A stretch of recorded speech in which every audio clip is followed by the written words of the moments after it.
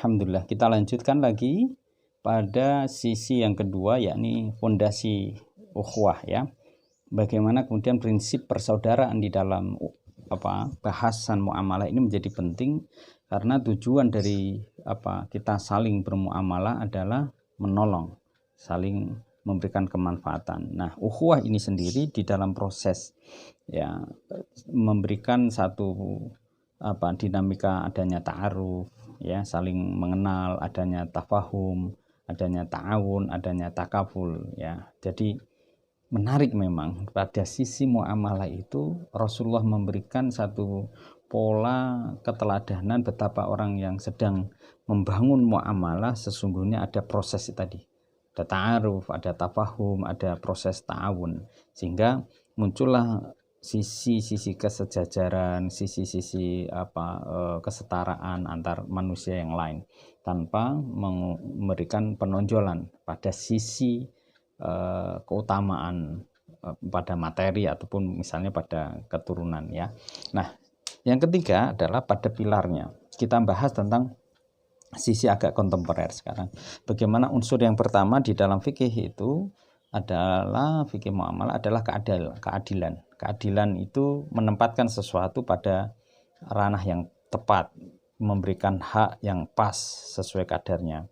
Lalu di dalam proses muamalah, aturan yang ditegakkan oleh syariah, muamalah itu menegasikan satu, riba.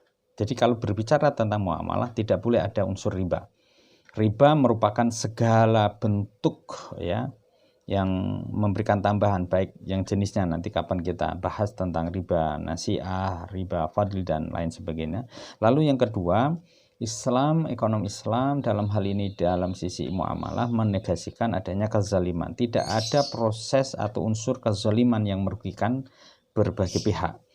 Ya, lalu ada unsur maisir, gharar, jihalah dan haram. Ada berapa tadi? Ada 6 ya. 1 riba, ada kezaliman.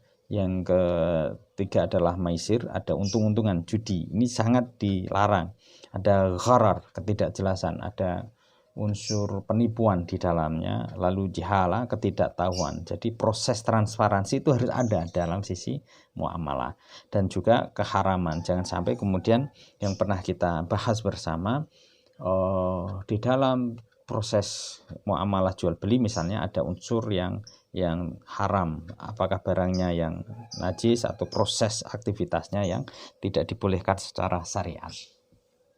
Nah, unsur lain di dalam singgungan tentang muamalah adalah maslahat. Bagaimana kemudian semua proses muamalah itu ujungnya adalah maslahatul ummah atau maslahat kemanusiaan. Sehingga kalau kemudian kita bisa melihat bagaimana korelasi muamalah itu juga mestinya disambungkan dengan maqasid syariah. Kita mengenal maqasid syariah itu ada hifdzun nafs ya, ada hifdzuddin, menjaga tentang agama terus terjaga, menjaga tentang nafas kejiwaan, hifdzul mal ya, harta benda tentu karena muamalah di dalamnya, hifdzul aql, pikiran, maka mesti kita berpendidikan menjaga pikiran secara baik, dan juga hifdzun nasl. Ini yang masyhur tentang bahasan maqasid syariah. Nah, terakhir di dalam bahasan ini mengenai tujuan muamalah, bahwa ujung terakhir tentu adalah mardhatillah, ridho dari Allah dari muamalah itu. Walaupun demikian, proses di dalamnya ada unsur falah. Tujuan muamalah itu memberikan keuntungan, memberikan kebahagiaan kepada manusia, kepada sesama, baik pada sisi materialnya, pada sisi keuangan, pada return bisnis sosialnya, ataupun bahkan pada pelestarian lingkungan. Tidak boleh jual beli kayu lalu merugikan karena ada illegal logging. Nah, itu tidak dibenarkan. Tidak boleh adanya jual beli itu lalu merugikan lingkungan hidup. Ya, minyak yang kemudian mengotori lingkungan, ya, jual beli ikan dengan cara memberikan bom ya, racun dan seterusnya, itu tidak dibolehkan. Dalam konteks ini tentu karena aspek di dalamnya adalah untuk maslahat. Karena maslahat lalu prosesnya juga harus maslahat, dipakai juga secara maslahat. Dengan demikian, teman-teman yang berbahagia, unsur objek dari muamalah yang perlu untuk kita bahas adalah diantaranya menjadi muamalah madiyah, muamalah yang mengkaji objek kebendaannya, dan muamalah yang bersifat al-adabiyah, yakni dari sisi bagaimana proses cara tukar menukar benda yang bersumber dari indera manusia tadi itu ya adalah memberikan hak dan kewajiban, adanya unsur kejujuran, adanya transparansi ya, gharar, dengki dan seterusnya, itu bagian dari al-adab al-muamalah ya. Di dalam persoalan ini kita mencoba juga melihat betapa dalam adabiyah itu ada ijab dan qabul. Jadi kalau ada keterpaksaan maka tidak sah, termasuk di dalam pernikahan. Kalau ada keterpaksaan bagaimana? Ya itu harus dituntaskan, karena pernikahan yang kemudian under pressure, di dalam tekanan, itu juga ujungnya nanti tidak menjadi keluarga yang sakinah, mawaddah, warahmah. Nah,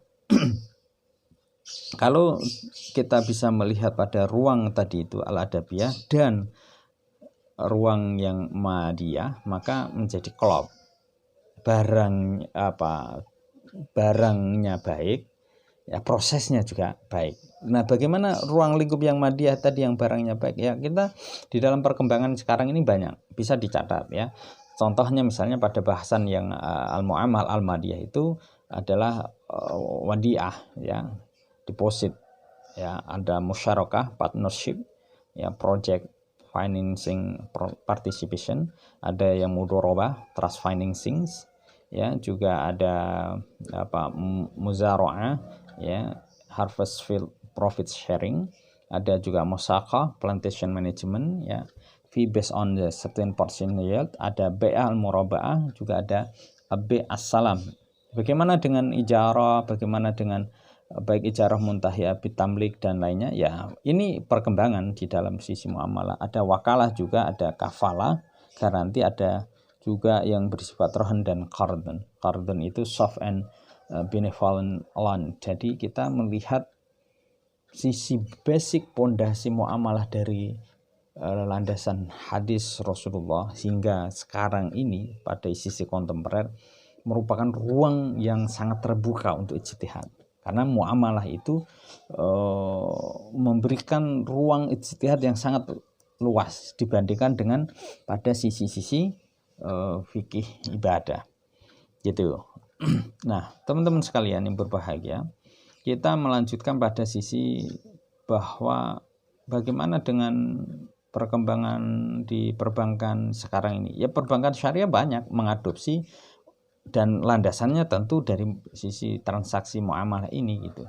Contoh misalnya tadi kita singgung tentang adanya titipan ya, deposit, adanya musyarakah yang dikembangkan dengan mudharabah, murabahah dalam sisi perbankan syariah ya. Kita bisa juga mengenal adanya sewa ya, ada ijarah, ada juga kemudian dalam sisi jasa ya.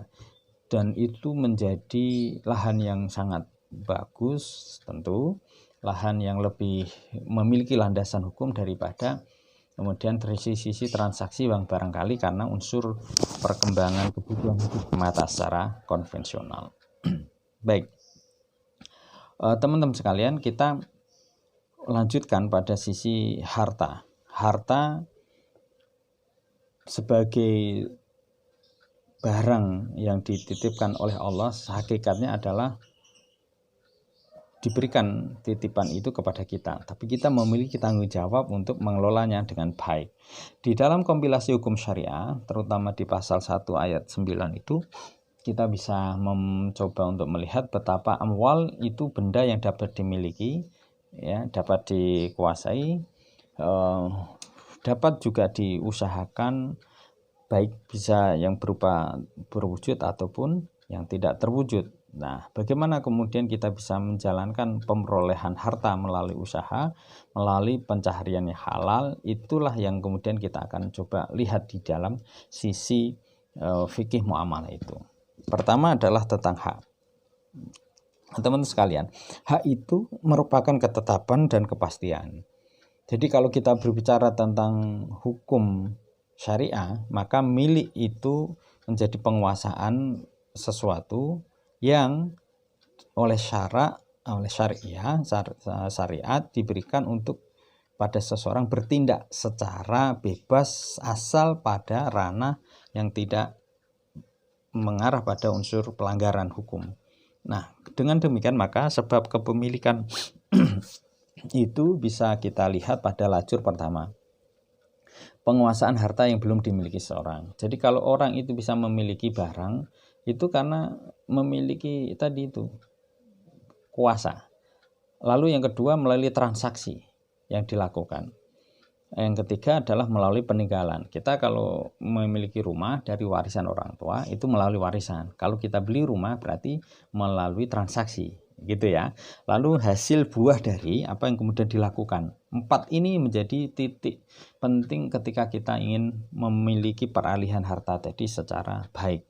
Jadi kalau misalnya ada seseorang memiliki sapi satu ya besar betina lalu diberikan tata kelolanya pada yang lain, lalu berkembang punya anak-anak, maka setelah beranak itu menjadi pengembangan buah hasil. Itu termasuk peralihan dari harta benda. Lalu ketika kita bisa melihat pada konteks demikian, pengembangannya adalah di dalam hukum ekonomi Islam, benda itu bisa kita lihat pada sisi milkul yang tam, yang sempurna, dan milkul yang nakis. Ada dua itu. Yang sempurna apa? Yakni apabila materi itu, manfaat harta benda itu dimiliki sepenuhnya oleh seseorang, sehingga hak yang terkait dengan harta itu di bawah kekuasaannya.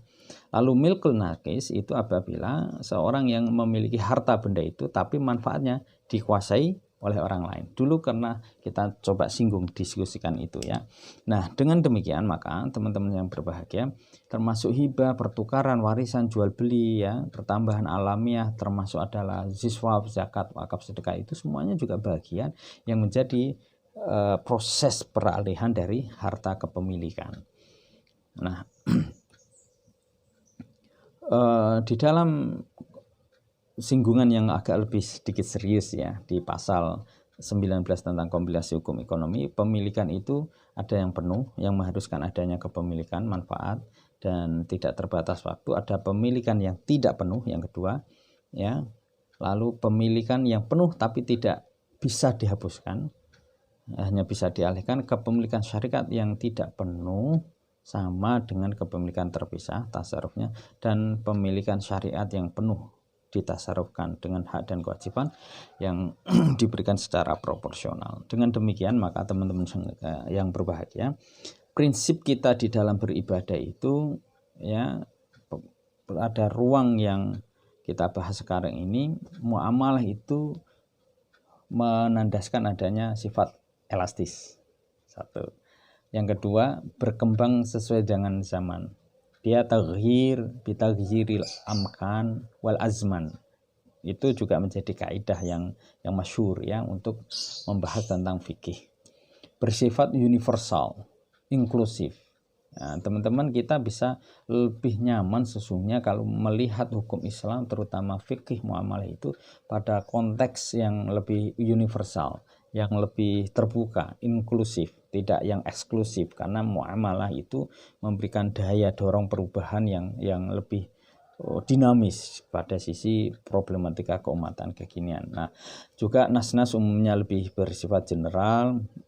Dengan demikian maka membuka peluang untuk ijtihad yang jauh lebih luas. Dengan demikian, comparatively antara fikih, ibadah dan muamalah, kalau kita lihat ini ya, biasanya ibadah tadi itu tidak lebih tetap, dia tidak lebih elastis, dia biasanya lebih tetap begitu ya, lalu kurang berkembang. Pada sisi ini bersifat eksklusif dibandingkan dengan yang muamalah itu lebih inklusif, lalu nasnya lebih terinci kalau di ibadah, sedangkan peluang untuk ijtihad di dalam fikih ibadah itu sangat sempit dibandingkan dengan yang di muamalah jauh lebih terbuka lebar. Dengan demikian para sahabat yang berbahagia, kita bisa memiliki berbagai temuan-temuan baru, bahasan-bahasan baru di dalam muamalah ini jauh lebih luas, sehingga yang terpenting adalah kita memiliki landasan yang jelas di dalam muamalah. lalu kita bisa mengembangkan pada unsur-unsur itu tetap pada core landasan yang ada.